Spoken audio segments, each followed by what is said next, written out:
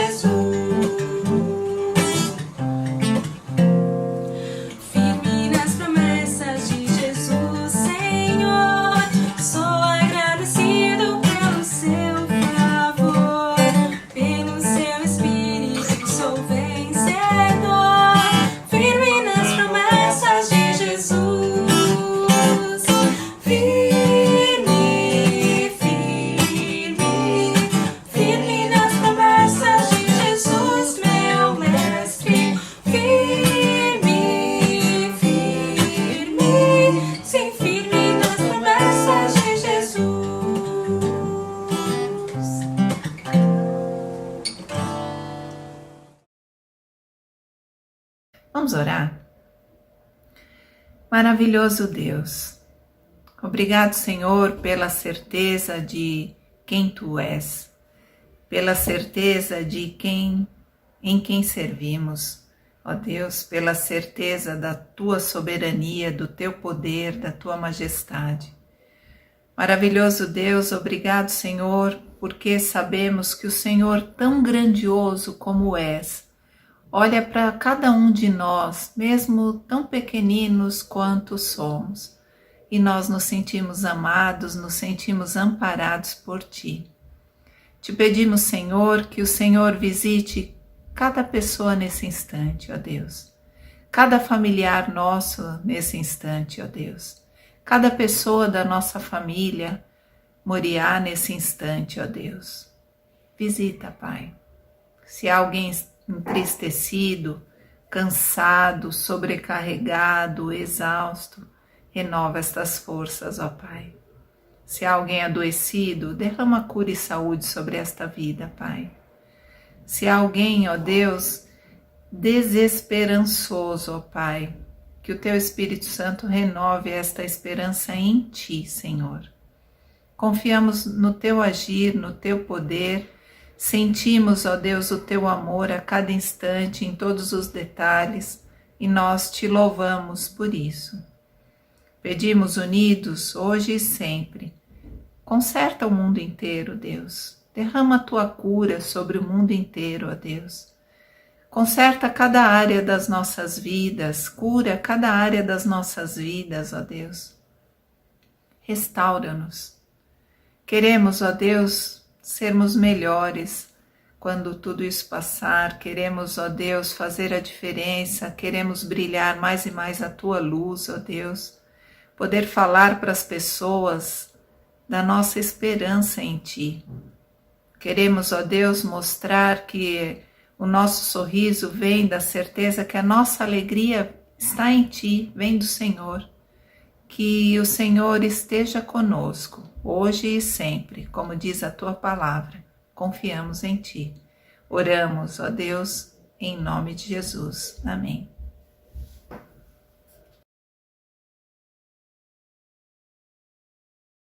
Santo, Santo é o Senhor, de glória encherás toda a terra. Glória e honra te darão povos de todas as nações. Sobre nós vem brilhar e o mundo te verá. Céus e terra louvam o Rei. Nosso Deus é lindo. O universo diz aleluia a ti.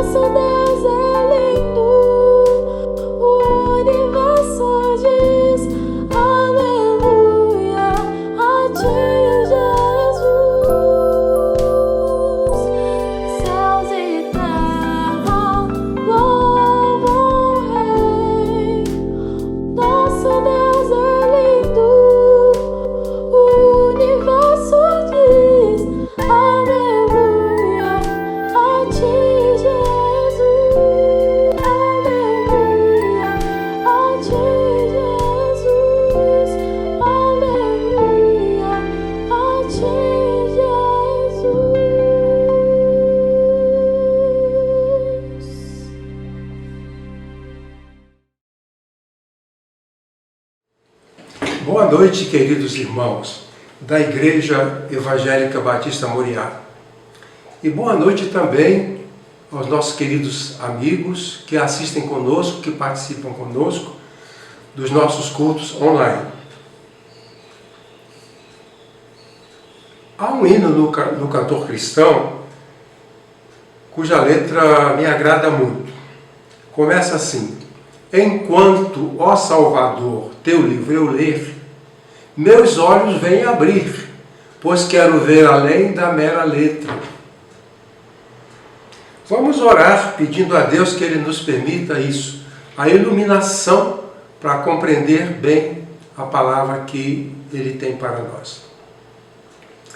Senhor nosso Deus, Pai bondoso, graças te damos por este dia tão bonito. Graças te damos pelo teu cuidado para conosco, pela saúde que nos tens preservado, apesar da nossa preocupação com a doença que está no mundo inteiro. Pedimos-te que abençoes a cada pessoa, a cada irmão da tua igreja, e a cada amigo, e a cada pessoa que carece do teu cuidado e do teu amor.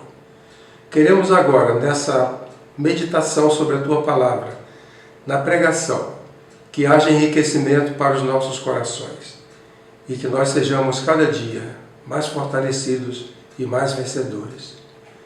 Nós rogamos em nome de Jesus, que é o nosso Senhor e Salvador. Amém. A pregação de hoje é baseada no capítulo 13 do livro de Apocalipse. Apocalipse, o último livro da Bíblia, para quem não está acostumado. Este texto foi sugerido pela nossa querida irmã Leia, esposa do querido pastor Wilson, e eu tenho muito prazer, tenho muita satisfação em atender a sugestão da irmã Leia. Então, baseados no capítulo 13 do livro de Apocalipse, vamos seguir com o aprendizado.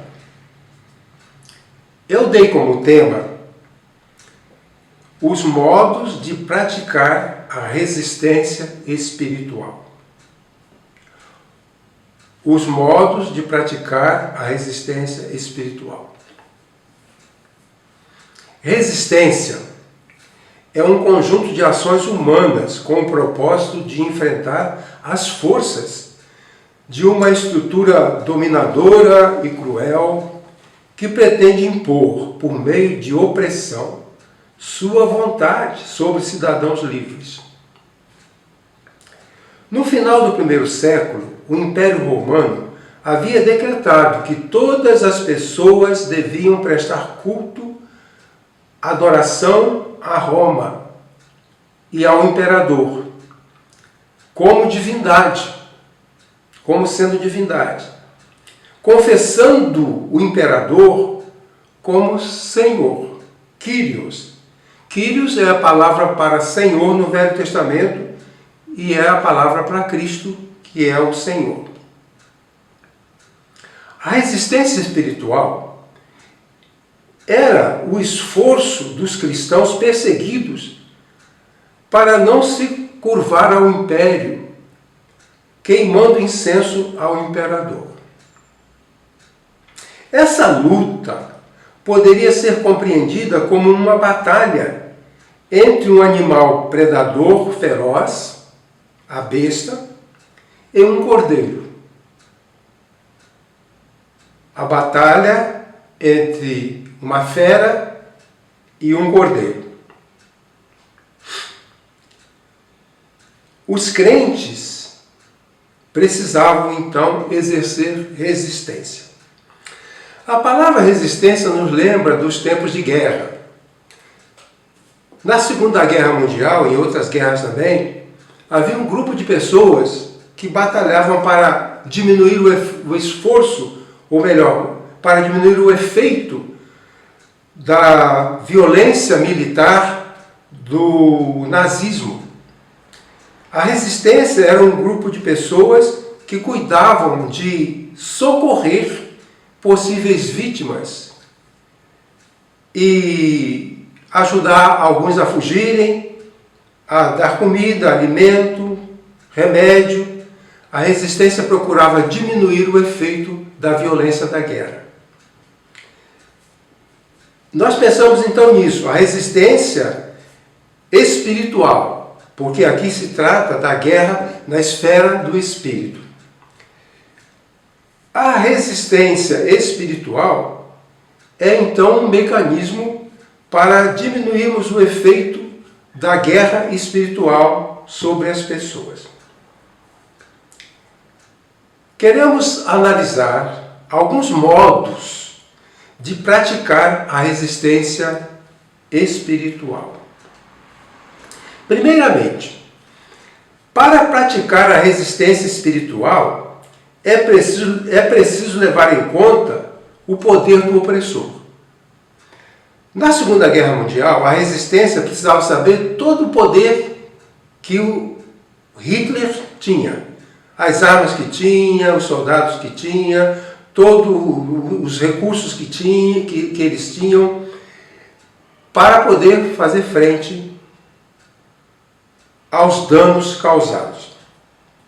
Entender, compreender o poder de alguma coisa é muito importante.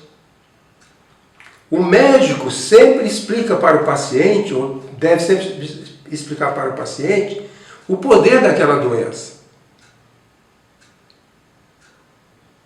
É preciso compreender isso.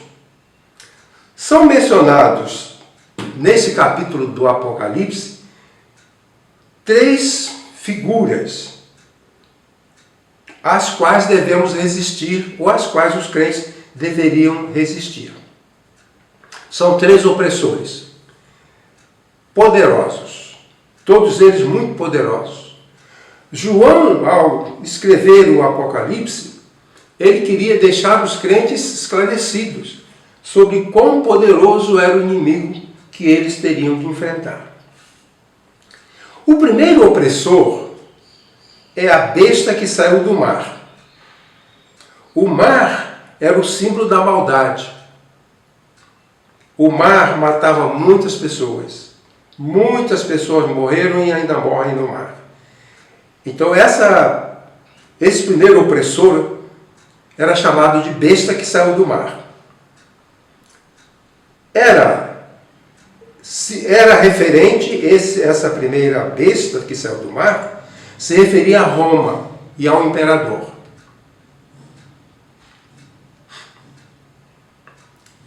É vista como um animal predador monstruoso. Então, Roma e o imperador são comparados a um animal predador, monstruoso, que impõe seu poder e exige ser adorado como divino. O texto diz: e a besta que vi era semelhante ao leopardo, os seus pés como de urso, sua boca como de leão. E o dragão deu-lhe o seu poder e o seu trono e grande autoridade. Pois bem, esse primeiro predador lembra, ou o primeiro e o segundo predador, as 2 bestas, são 2 animais, as feras, lembram os animais do livro de Daniel. No livro de Daniel, ele viu 4 animais. A besta do Apocalipse, ela acumula as características dos 4 animais. No livro de Daniel, os 4 animais são os reinos sucessivos que se deram naquela região durante um período de alguns séculos. Essa besta, a que surgiu do mar, então, é o poderoso Império Romano e o seu poderoso imperador. O cristão deveria ter consciência de quão poderosa era Roma. A segunda besta também lembra o poder. A besta do Apocalipse reúne as características das 4 feras do livro de Daniel.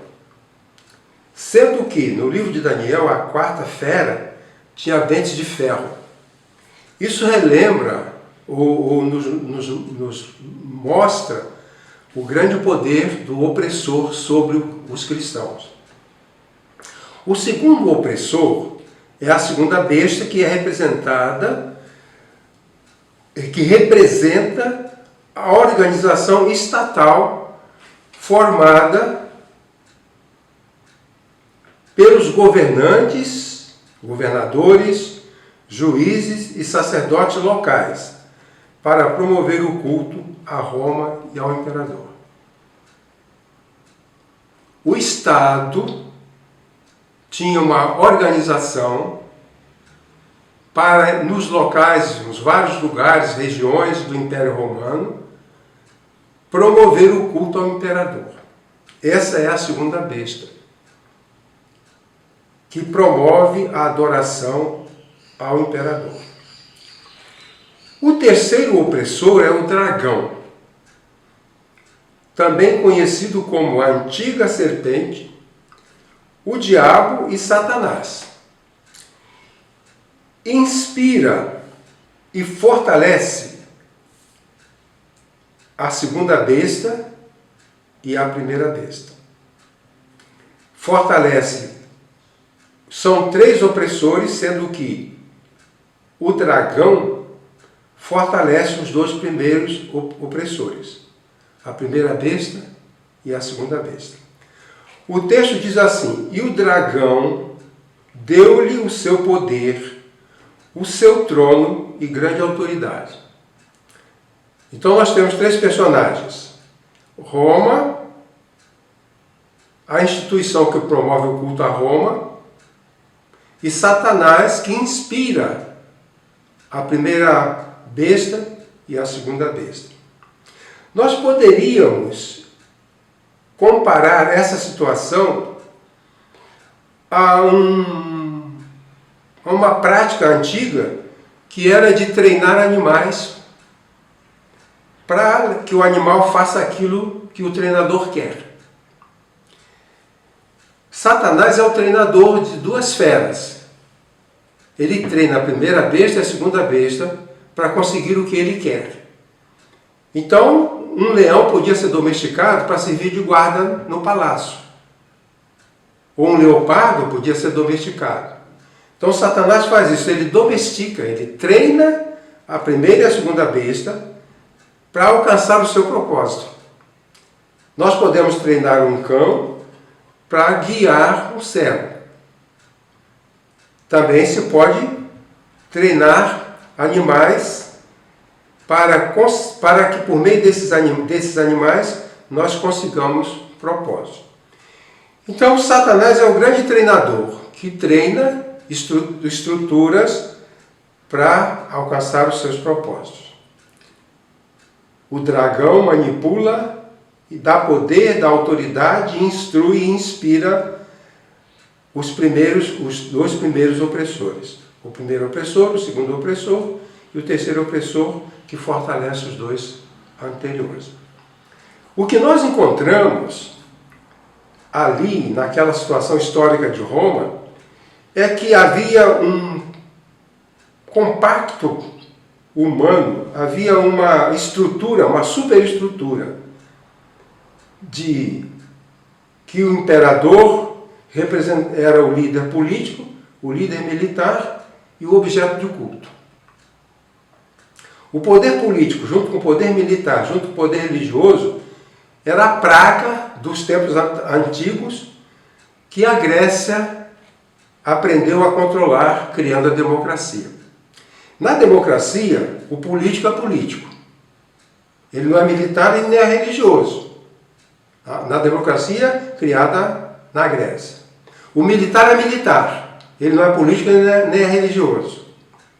E o religioso é religioso. Ele não é político nem é militar. A democracia foi criada para resolver essa aberração.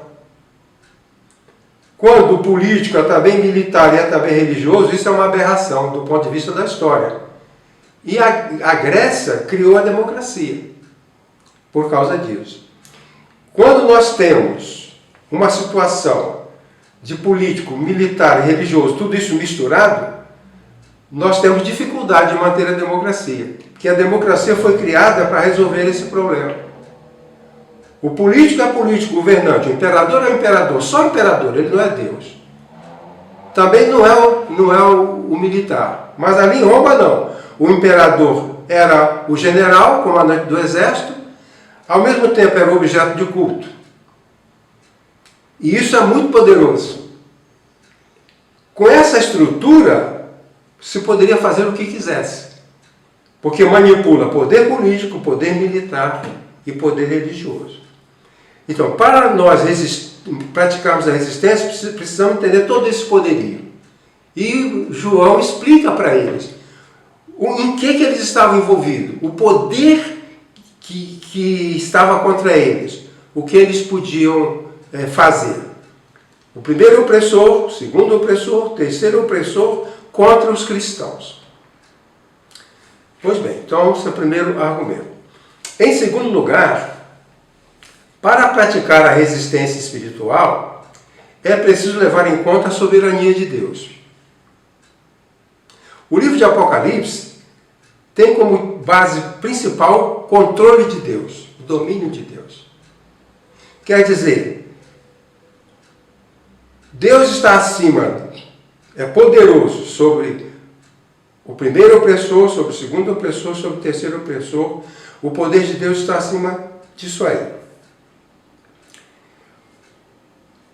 2 comentários, ou 3 comentários. O opressor não tem poder sobre si mesmo. O opressor tem poder, mas Deus é soberano sobre isso. O versículo 5 diz que o poder é dado. Nesse capítulo 13, várias vezes aparece a palavra foi concedido, foi dado. Então, isso significa que o poder humano tem uma origem fora do ser humano, demonstrando então a soberania de Deus. O opressor é limitado em seu tempo e ação. O texto diz, deu-se-lhe autoridade para atuar por 42 meses. O que João quer dizer que todo aquele poder opressor não é eterno. O mal não é eterno. O crime não é eterno. A pandemia não é eterna. Elas têm um tempo. Depois desse tempo, ela não tem mais significado. Então, o opressor é limitado no seu poder, porque o poder que diz, foi-lhe dada uma boca que proferia arrogâncias e blasfêmias. Foi-lhe dado, quer dizer, foi permitido. Então, o poder do opressor não é um poder autônomo, ou autóctone. É um poder atribuído por Deus. Deus é soberano. O apóstolo Paulo fala que toda autoridade é autorizada por Deus. Então, o opressor, ele é opressor com um poder limitado, porque é dado, é concedido, e ele é limitado também no seu tempo. Aqui diz que esse opressor vai ter um período de 42 meses, que são 3 anos e meio. Isso não quer dizer que são 3 anos e meio de forma literal, mas significa que há um tempo limitado. Há uma terceira argumentação sobre este assunto, que o opressor terá retribuição pelo mal que praticou. O texto disso é muito interessante. Se alguém leva em cativeiro irá.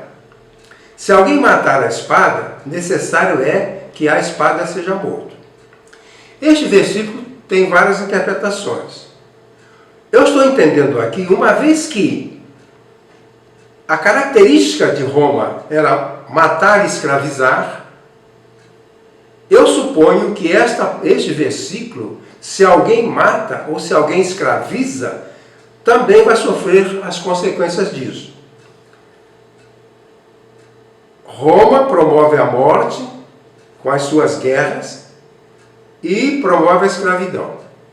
Grande parte das pessoas que viviam em Roma trabalhando eram pessoas que nas guerras eram capturadas e trazidas como escravos. Quando o exército romano ia a alguma região e guerreava, matava e trazia escravos. Então aquele que mata e traz escravos, um dia ele vai ser escravo e ele vai ser morto.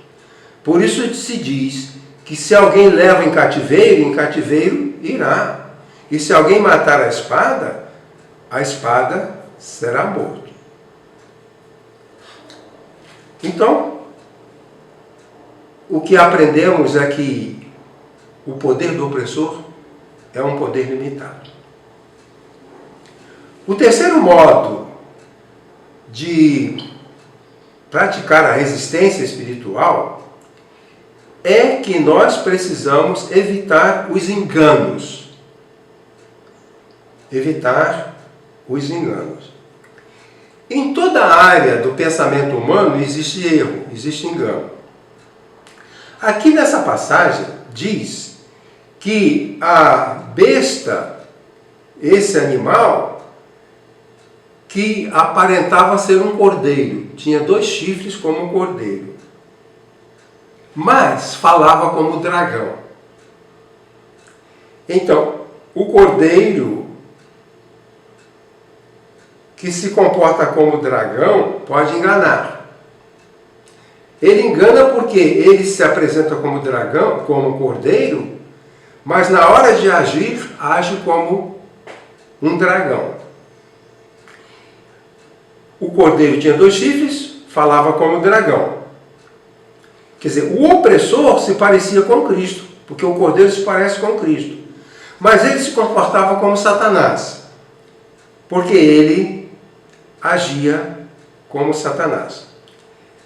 Existem muitas áreas do conhecimento humano, eu estava falando, onde há engano. Por exemplo, pode haver um engano na matemática, mas é raro. Pode haver um engano na filosofia, isso é raro. Há enganos na medicina, mas são raros. Mas na religião é então que há a maior parte do engano.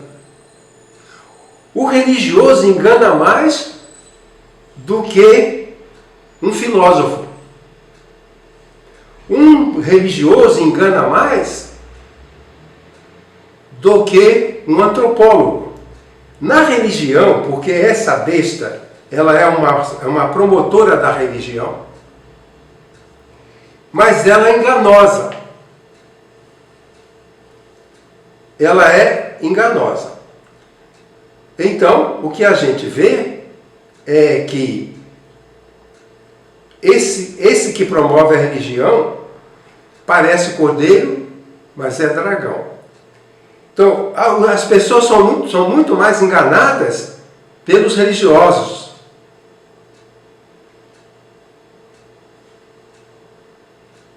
Só para dar um exemplo. Há um ensino na Bíblia que fala, um ensino que é tirado, interpretado. Há uma interpretação bíblica que dá a ideia do milênio. Dá a ideia do milênio. Então, se diz que Jesus vai voltar e vai reinar por 1000 anos. Isso é um engano. Por quê? Porque Jesus falou, o meu reino não é deste mundo. Jesus não vai voltar para liderar politicamente os cristãos no mundo. Porque ele falou, o meu reino não é deste mundo, dá a César o que é de César e a Deus o que é de Deus. E eles brigam. Existem os que acreditam no milênio, tem os que são pré-milenistas e os pós-milenistas.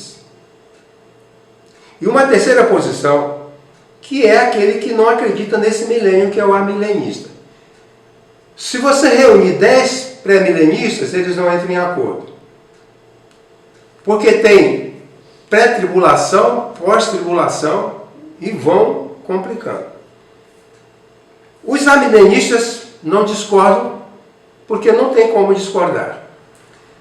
Eu não discordo, eu não tenho conflito com o pastor Gease, porque acreditamos da mesma maneira. Para ele e para mim, o milênio é aquilo que há de bom em cada época do tempo. Em cada época da história, aquilo que há de bom, promovido por Cristo, é o milênio, simbolizado numa conta de 1000 anos. Então a gente não briga. Mas, se há tanta discordância, se os pré-milenistas não concordam, os pós-milenistas não concordam entre si, então há engano. Se várias pessoas discordam, então muitas delas estão erradas. E há um engano. Aí então vem o cordeiro, que parece ser verdadeiro, mas o seu discurso é do dragão. Pois bem, é preciso então, para combater, para resistir, é preciso que a pessoa fuja, evite o engano. Em quarto lugar, para praticar resistência espiritual, nós precisamos suportar riscos e sofrimentos. João fala continuamente do sofrimento e dos riscos. Há uma situação específica sobre essa questão do sofrimento. O texto diz assim: também lhe foi dado, ou lhe foi permitido, fazer guerra aos santos e vencê-los. Os santos são os cristãos. Quem faz guerra aos cristãos é Roma e o imperador. A primeira, a segunda, bestas e o dragão, que fazem guerra contra os santos. Foi permitido fazer guerra aos santos e vencê-los. Então há uma perda, digamos assim, de integridade física, porque eles vão sofrer, eles vão ser martirizados. Mas o outro texto diz: e fez que a todos, pequenos e grandes, ricos e pobres, livres e escravos, lhes fosse posto um sinal na mão direita ou na fronte, para que ninguém pudesse comprar ou vender, senão aquele que tivesse o sinal ou o nome da besta ou o número do seu nome. O sinal que as pessoas usavam era comum. O escravo tinha a marca do seu senhor. O soldado tinha a marca tatuada no seu corpo, o nome do seu general. E aqui, os cidadãos romanos, aqueles que tinham uma cidadania legítima para Roma, eram aqueles que adoravam o imperador. Os que adoravam o imperador tinham a tatuagem que indicava isso. Aquela segunda besta, que era a instituição estatal para promover o culto ao imperador, aqueles juízes, governadores, sacerdotes em cada região, reuniam as pessoas para que elas queimassem incenso a César. A pessoa que queimava o incenso a César estava demonstrando a sua lealdade ao imperador. Então, todos aqueles que mantinham-se leais ao imperador tinham a marca dessa lealdade, que era o sinal do império. Os judeus tinham a marca de Deus, usando na testa uma bolsinha com os mandamentos. E no braço direito também. Era a marca de Deus. Aqui há dois grupos de pessoas. Os que têm a marca da lealdade ao imperador, que era o sinal da besta, e aqueles que não têm essa marca, que são os cristãos. Quem adorava o imperador tinha a marca do imperador, então ele tinha toda a cidadania possível, todos os privilégios da cidadania. Os romanos pouco faziam em termos de trabalho. A vida deles era pão e circo. E o império dava a eles privilégios. A comida era buscada pelos romanos. O exército que tinha seus navios, viajava pelo mundo e trazia trigo, trazia comida, trazia os animais. E isso tudo estava ao alcance daquele cidadão que era leal ao imperador. Aquele que não tinha o sinal da besta não podia provar que era leal ao imperador. E se não era leal ao imperador, perdia os direitos de cidadania. Então a comida não chegava até eles, a justiça não chegava até eles não tinham esse direito. O sinal da besta era um sinal tatuado no braço ou na testa da pessoa, que permitia a essa pessoa desfrutar dos direitos de cidadania romana. Os crentes não tinham esse direito, mas eles tinham que resistir. Eles tinham uma relação melhor com Cristo. Dois tipos de pessoas. os cidadãos que adoravam o imperador, portanto tinham direito à cidadania, e aqueles que não adoravam o imperador, que estavam inscritos no livro da vida do Cordeiro. Havia 2 livros. Livro da vida. O livro do imperador e o livro do Cordeiro. Os imperadores, os reis, tinham uma lista dos bons cidadãos, os cidadãos confiáveis. Esses cidadãos confiáveis, faziam parte de uma lista privilegiada, tinham privilégio, tinham o direito de visitar o rei, de passear no jardim do rei, porque eles eram os confiáveis. Aqueles que estavam na lista do imperador eram confiáveis ao imperador. Mas os crentes não têm essa marca. A marca da besta os crentes não têm. Mas eles fazem parte da lista do livro do Cordeiro, que é a lista que está no coração de Deus, que é a lista daqueles que são leais a Deus. Então, os crentes que fazem parte do livro do Cordeiro, esses crentes não têm acesso aos privilégios de cidadão romano. Mas eles têm um acesso ao mundo espiritual, porque eles fazem parte da lista do livro do Cordeiro. E os crentes são escolhidos desde a fundação do mundo. Esse texto é um texto de polêmica, porque João fala que esse sinal da besta leva à identidade de um certo homem. E esse sinal é um sinal que é um nome de uma pessoa. Claro, devia ser tatuado no braço das pessoas a marca do imperador. Então, essa marca deveria ser a marca que era colocada nas pessoas que adoravam o imperador. Quem não adorava o imperador não tinha essa marca. Se não tinha a marca do imperador, não era um cidadão reconhecido e não tinha os privilégios de cidadania. E não podiam comprar, não podiam vender. Esse é o sinal da cidadania. O livro de Apocalipse não foi escrito para ser compreendido. Faz parte da literatura apocalíptica. Os apocalipses não tem só um, né? São centenas de apocalipses. E nós estamos falando do nosso apocalipse do Novo Testamento, mas havia outros apocalipses também. E a linguagem apocalíptica era uma linguagem para não ser compreendida. Então João fala do número 666, que evidentemente é para não ser entendido. Por quê? Porque ele encaminha isso aos especialistas em numerologia. Então ele diz assim, os numerologistas podem encontrar o que é essa marca da besta. É a marca de um homem. Aí diz, é Nero. Mas Nero não era a besta, Nero era uma cabeça da besta. Então, o número 666 possivelmente não era para ser compreendido. Por quê?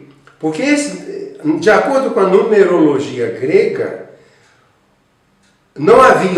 como não havia os nossos algarismos arábicos, a gente pensa no 666, mas não existia isso porque não havia o algarismo 6, o algarismo 7, esses algarismos não havia. Então as pessoas usavam as letras e davam a elas um sentido numérico. Lá no livro de Apocalipse não tem 666 porque não havia os números arábicos. Pois bem, poderíamos imaginar então que Nero pela numerologia grega, Nero pode ser o que tem o número 666.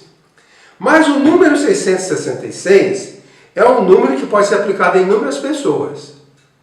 Por exemplo, se o número da besta for Misael, você pode ter outro nome com as letras invertidas, que é, por exemplo, Ismar, que dá também. O número do Papa Alguns papas podem ter o nome com 666, políticos. Então, através da história, muitas pessoas têm o número 666. Isso não é importante. O importante para nós é saber que alguns têm a marca do império, que tem privilégios, e os cristãos não têm essa marca.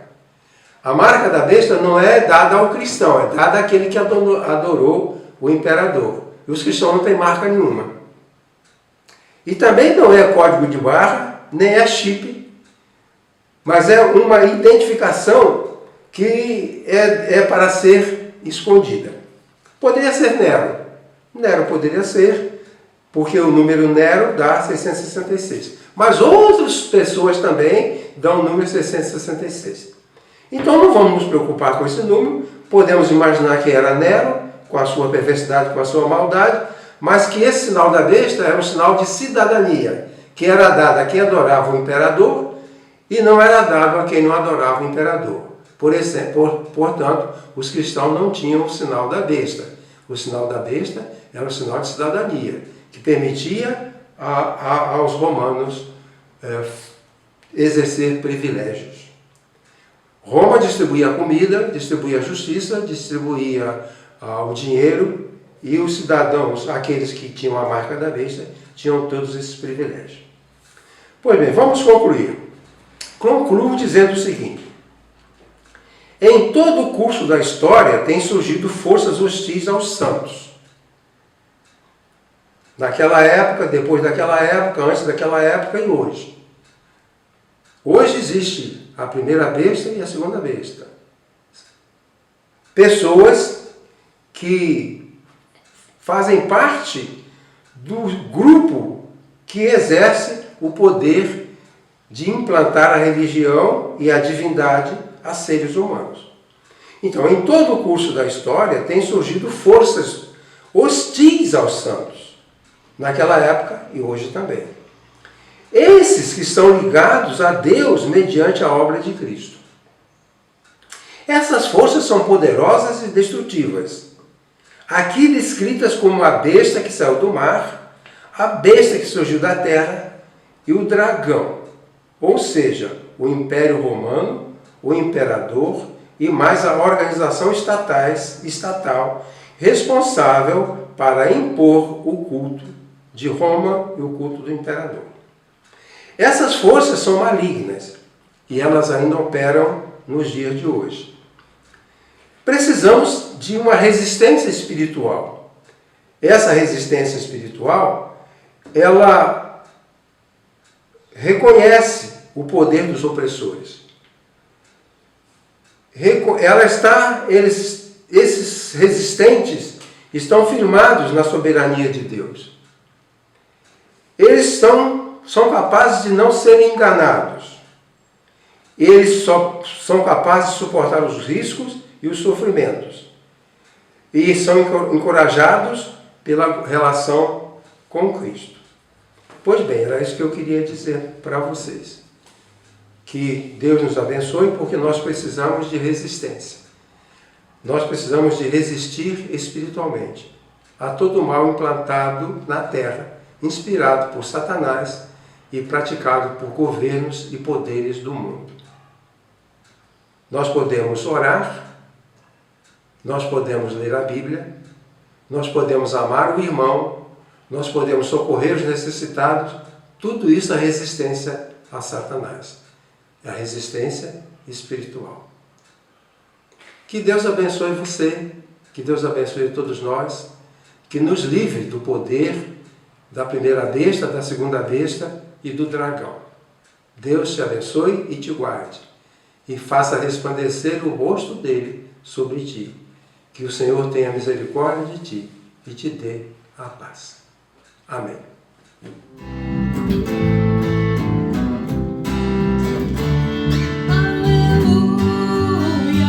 Aleluia, Cristo vive.